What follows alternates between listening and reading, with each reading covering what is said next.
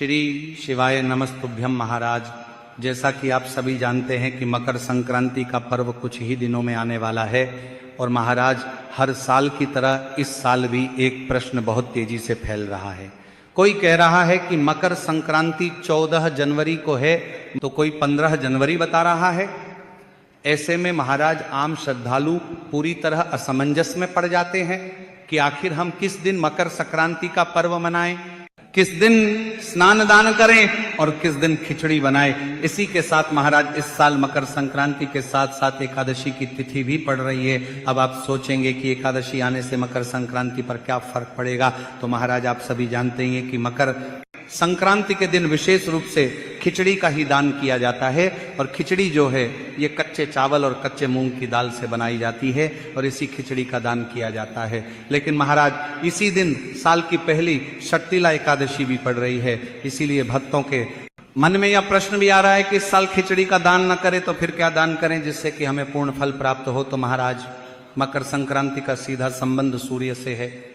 मकर संक्रांति उस दिन मनाई जाती है जिस दिन सूर्य देव धनु राशि से निकलकर मकर राशि में प्रवेश करते हैं। इसी को सूर्य का उत्तरायण होना भी कहा जाता है।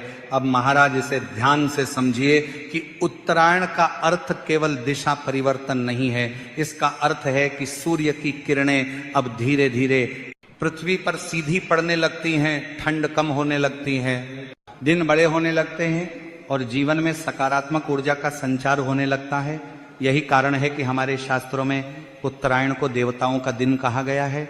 और महाराज इस वर्ष सूर्य देव 14 जनवरी 2026 बुधवार के दिन ही मकर राशि में प्रवेश कर रहे हैं। यह प्रवेश दोपहर के समय लगभग 3 बजे के आसपास हो रहा है। शास्त्रों के अनुसार चाहे सूर्य का प्रवेश सुबह हो, दोपहर हो या शाम को, जिस कैलेंडर तिथि में सूर्य का मकर में प्रवेश होता है उसी दिन मकर संक्रांति मनाई जाती है। इसी कारण महाराज इस वर्ष मकर संक्रांति पूरे भारत में 14 जनवरी 2026 को ही मनाई जाएगी। इसीलिए महाराज 15 जनवरी को मकर संक्रांति मानना शास्त्रीय रूप से उचित नहीं है। तो महाराज अब यहां तक तो बात बिल्कुल स्पष्ट हो गई कि मकर संक्रांति 14 जनवरी बुधवार को ही है, लेकिन यहीं से शुरू होती है इस वर्ष की सबसे बड़ी उलझन। क्योंकि महाराज इसी 14 जनवरी को पौष मास की षट्तिला एकादशी भी पड़ रही है और जैसे ही एकादशी का नाम आता है तो प्रत्येक श्रद्धालु के मन में तुरंत यह नियम याद आता है कि एकादशी के दिन अन्न विशेष रूप से चावल वर्जित होता है। अब महाराज मकर संक्रांति और खिचड़ी का नाम एक दूसरे के बिना अधूरा है, क्योंकि सदियों से परंपरा चली आ रही है कि इस दिन कच्चे चावल और मूंग की दाल मिलाकर खिचड़ी का दान किया जाता है। कहीं कहीं खिचड़ी पकाकर दान की जाती है और घर में भी प्रसाद रूप में ग्रहण की जाती है। लेकिन महाराज जब एक ही दिन एकादशी भी हो और मकर संक्रांति भी, तब आप सभी का भ्रमित होना स्वाभाविक है। इसीलिए महाराज मन में प्रश्न उठता है कि अगर खिचड़ी में चावल है और एकादशी में चावल वर्जित है तो फिर इस बार दान कैसे किया जाए? क्या मकर संक्रांति का दान अधूरा रह जाएगा? क्या खिचड़ी का दान न करने से पुण्य कम हो जाएगा? तो महाराज यही सारे प्रश्न आज लाखों भक्तों के मन में चल रहे हैं। इसीलिए इस वीडियो का उद्देश्य केवल जानकारी देना नहीं बल्कि भ्रम को दूर करना और धर्म का सही मार्ग दिखाना है। तो महाराज एकादशी का नियम बहुत स्पष्ट है कि इस दिन चावल को खाना या पकाना और दान करना सख्त मना होता है। इसलिए भक्तों इस वर्ष 14 जनवरी को मकर संक्रांति होने के बावजूद खिचड़ी का दान उस दिन करना उचित नहीं माना जाएगा। अब महाराज यहीं पर बहुत लोग निराश हो जाते हैं। उन्हें लगता है कि अगर खिचड़ी का दान नहीं हुआ तो मकर संक्रांति अधूरी रह गई।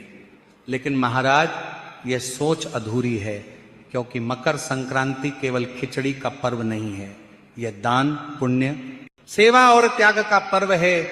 और दान का वास्तविक भाव वस्तु में नहीं भावना में छिपा होता है। तो महाराज षट्तिला एकादशी को साधारण एकादशी समझना बहुत बड़ी भूल होगी। ये वर्ष की पहली एकादशी होती है और इसका महत्व अन्य एकादशियों से भी अधिक माना गया है। शास्त्रों में बताया गया है कि इस एकादशी का नाम ही तिल के ऊपर रखा गया है, क्योंकि इस दिन तिल का दान, तिल का सेवन और तिल से संबंधित कार्य विशेष फल देने वाले माने गए हैं। इसीलिए महाराज अब जरा ध्यान से समझिए। एक और मकर संक्रांति जिसमें तिल और गुड़ का विशेष महत्व है, दूसरी ओर षट्टिला एकादशी जिसमें तिल को मोक्षदायक बताया गया है। और जब दो ऐसे पर्व एक साथ आते हैं जिनका केंद्र बिंदु तिल हो, तो यह कोई संयोग नहीं बल्कि एक दिव्य संकेत होता है। यह संकेत हमें बताता है कि इस वर्ष मकर संक्रांति पर तिल दान का महत्व कई गुना बढ़ गया है। अब महाराज, बहुत से लोग ये भी पूछते हैं कि खिचड़ी का दान क्यों इतना महत्वपूर्ण माना गया है। तो इसका उत्तर यह है कि खिचड़ी में चावल और दाल दोनों होते हैं जो अन्न का पूर्ण रूप माने जाते हैं।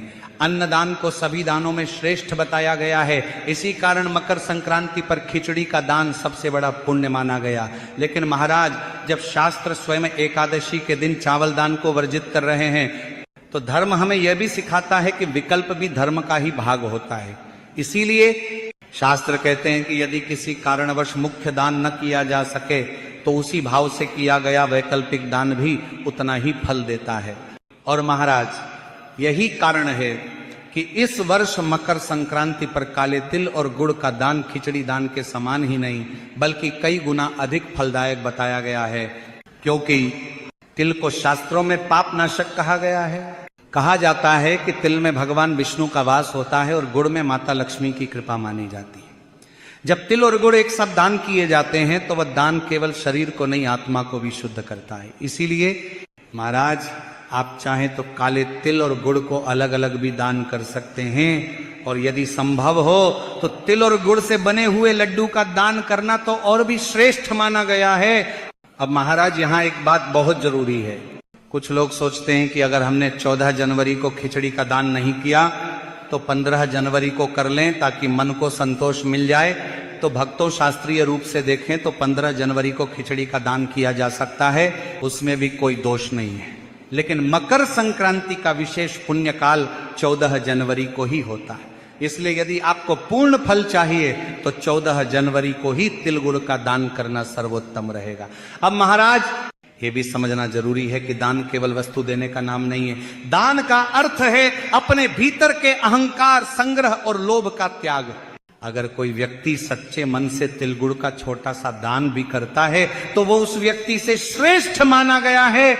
जो दिखावे के लिए बड़ा दान करता है, तो महाराज, अब तक हमने यह समझ लिया कि इस वर्ष मकर संक्रांति और षट्टिला एकादशी एक साथ पड़ने से खिचड़ी का दान संभव नहीं है, लेकिन तिल और गुड़ के दान से भी आपको कई गुना अधिक पुण्य फलों की प्राप्ति होगी।